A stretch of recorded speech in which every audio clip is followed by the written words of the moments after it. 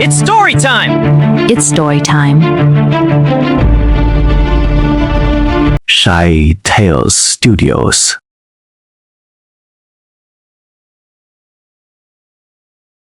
Long ago, in a certain village, lived a man named Daniel. Daniel was not a man of fame, wealth, or power. No songs were sung about him in the marketplace, and no statues were built in his honor. Yet within the small wooden walls of his humble home lived a story greater than many legends. Daniel was a father.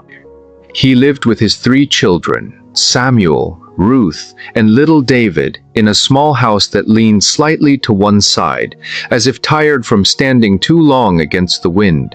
The roof sometimes leaked during the rains, and the wooden floor creaked with every step. But to Daniel, it was a palace, because his children lived there. Every morning, long before the sun painted the sky with its golden light, Daniel would wake. The village would still be silent. Even the roosters had not yet begun their proud songs. But Daniel would quietly rise from his worn bed. His body always protested. His back ached from yesterday's labor. His hands were rough and cracked from years of work. Sometimes, when he stood up, his knees trembled slightly. But he never complained. He would wash his face in a small basin of cold water, put on his faded coat, and step outside. Before leaving, he would always pause beside the small room where his children slept. Through the half-open door, he would watch them. Samuel, the eldest, often slept with books beside him. Ruth hugged a small cloth doll Daniel had sewn for her years ago. Little David slept curled under a thin blanket. Daniel would stand there quietly. Sometimes he smiled. Sometimes his eyes filled with tears.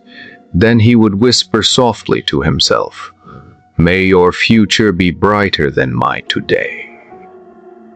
And he would leave for work.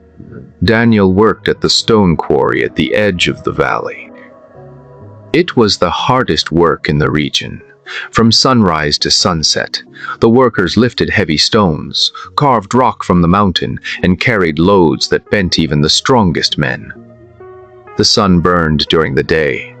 The wind cut like knives during the cold season, and the pay was barely enough. Yet Daniel never missed a day. Other workers often complained. "This job will break our backs," one man would groan. "Someday I will leave this place," another would say. But Daniel simply worked in silence, because every stone he lifted had a purpose. Every drop of sweat meant food on the table. Every aching muscle meant another day his children could stay in school. But life was not easy. There were nights when Daniel returned home with almost nothing in his pocket. The quarry owners sometimes reduced wages when work was slow. Food became scarce during those weeks. One evening, Daniel sat quietly at the table counting the small coins he had earned. It was not enough. He looked toward the small kitchen where Ruth was helping prepare supper. He then glanced at the tiny loaf of bread on the table. Daniel sighed softly. That night, during dinner, he said cheerfully, "I ate earlier at work. You children eat." Samuel looked confused. "But father, you always eat with us." Daniel smiled. "Tonight I am not hungry." The children believed him. But long after they went to sleep, Daniel sat alone in the darkness, drinking only water. Years earlier, Daniel had dreams of his own. As a young man, he loved to build things. He dreamed of becoming a craftsman who would create beautiful wooden furniture and houses. His hands were talented, his imagination was strong, but life had different plans. When his wife passed away after little David was born, everything changed. Suddenly, Daniel was both father and mother. Dreams had to wait. Responsibilities came first. The workshop he once used was slowly sold piece by piece to buy food and pay school fees. The last time he closed the door to that workshop, he ran his fingers along the old wooden table. Then he whispered, "Perhaps in another life," and he walked away. Years passed like wind through the valley. Samuel became a serious young man who studied harder than anyone in school. Ruth grew kind and thoughtful, always helping neighbors and caring for little David. David was still young, full of laughter and curiosity. But like many children, they did not fully understand their father's sacrifices. Sometimes Samuel complained, "Father, other boys have better clothes." Daniel never grew angry. He simply smiled and said, "One day, your lives will be greater than mine ever was." But deep inside, the words sometimes pierced his heart, not because he blamed them, but because he wished he could give them more. One winter evening, a terrible storm came to the village. The winds howled like wild animals. Rain pounded the rooftops. Daniel had not yet returned home. Samuel looked worried. He should have been home by now. Hours passed. Finally, the door opened. Daniel stepped inside completely soaked, his clothes covered in mud. Ruth rushed forward. "Father, what happened?" Daniel forced a tired smile. "Just a long day." But as he walked across the room, he stumbled slightly. Samuel noticed. "Father, are you hurt?" Daniel waved his hand. "It is nothing." But the truth was harsher. A large stone had fallen at the quarry that day, injuring his shoulder. The pain was sharp and relentless. Yet Daniel had finished the entire day of work, because missing work meant losing pay, and losing pay meant his children might go hungry. That night, while the storm raged outside, Daniel sat alone in the dark, holding his injured shoulder in silence. Years of labor slowly began to weaken him. The strong man who once carried stones with ease now walked slower. His hair turned gray, his hands trembled more often, yet he still woke before the sun, still worked until evening, still smiled when he entered the house. But one afternoon, while lifting a heavy stone, Daniel collapsed. The other workers rushed to him. "Daniel! Daniel!" He had fainted from exhaustion. They carried him to the shade. When he awoke, the foreman said, "You cannot continue like this. Your body needs rest." Daniel looked toward the distant road that led home. He whispered quietly, "I cannot rest yet." That evening, Samuel went to the quarry to bring his father home. What he saw there changed his life forever. He saw his father lifting stones slowly, painfully. Every movement seemed to cost him strength, yet Daniel refused to stop. Samuel walked closer.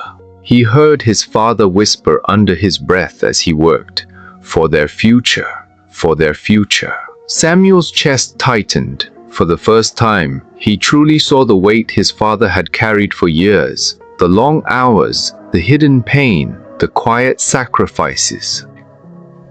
Samuel approached him with tears in his eyes. "Father, why didn't you tell us it was this hard?" Daniel looked surprised. Then he gently placed his hand on Samuel's shoulder. "A father's duty is not to burden his children with his struggles." Samuel's voice shook. "But we should have known." Daniel smiled softly. "You will understand someday." That night, Samuel told Ruth and David everything he had seen. Silence filled the room. Ruth began to cry. David looked down at the floor. For the first time, they saw their father not just as a parent, but as a man who had quietly carried the world on his shoulders. The next morning, something changed.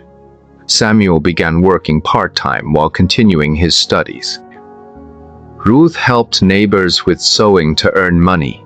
Even little David found small ways to help. And when Daniel returned home that evening, he saw something he never expected. The table was full of food. Samuel smiled. "Tonight, Father, you will eat first." Daniel looked at them in confusion. Ruth gently took his hand. "Now we understand." Tears slowly filled Daniel's eyes. For the first time in many years, he allowed himself to cry. Years later, Samuel became a respected teacher. Ruth opened a small clinic to care for the sick.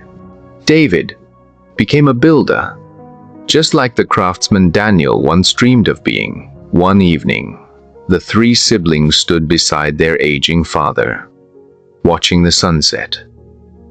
Samuel spoke softly. "Everything we are today is because of you." Daniel looked at the horizon. He shook his head gently. "No, everything you are today is because you chose to grow." But the children knew the truth. Their father had planted the seeds with his sacrifice. And so the village remembered Daniel, not as a wealthy man, but as a great one. For true greatness is not measured by riches or power. It is measured by love, sacrifice, and quiet strength.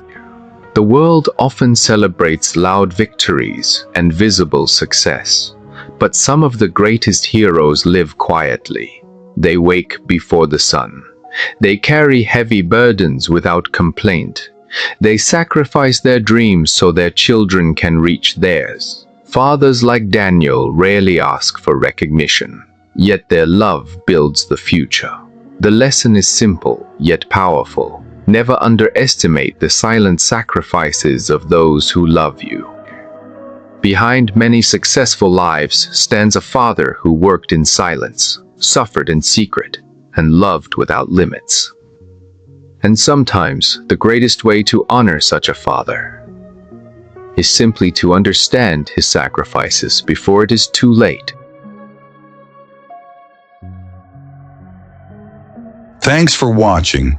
If you enjoy the story, please leave a comment, like, and subscribe to our channel for more interesting stories like this.